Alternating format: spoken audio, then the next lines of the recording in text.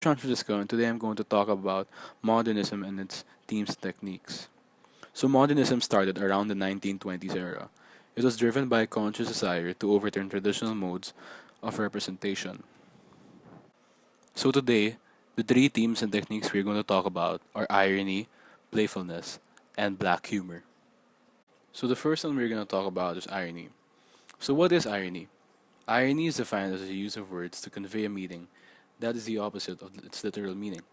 For example, in To Kill a Mockingbird by Harper Lee, the main character Scout goes to school and is already able to read and write. But then the teacher doesn't like it.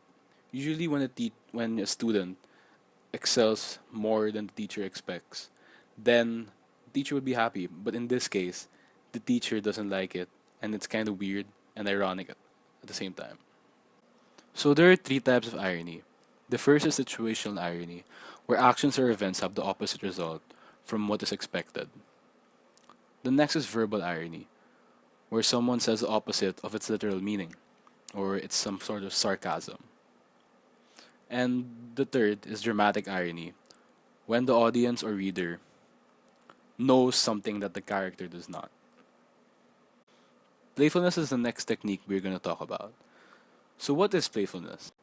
Playfulness is defined as techniques employed by comedians to make us laugh.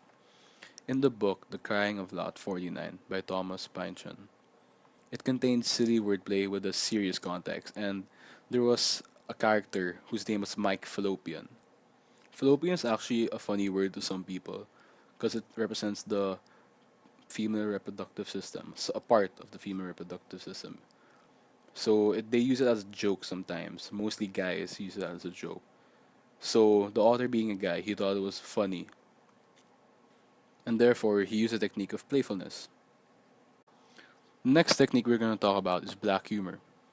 Black humor is used to express the absurdity and sensitivity, paradox, and cruelty of the modern world. It's basically making fun of something you're not supposed to make fun of. Just like in Catch 22.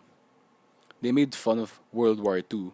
They were using hilarious rationalities and stupidities of the military system, which shouldn't be made fun of, but yet they used it because things that are not supposed to be made fun of end up actually being funny for some people.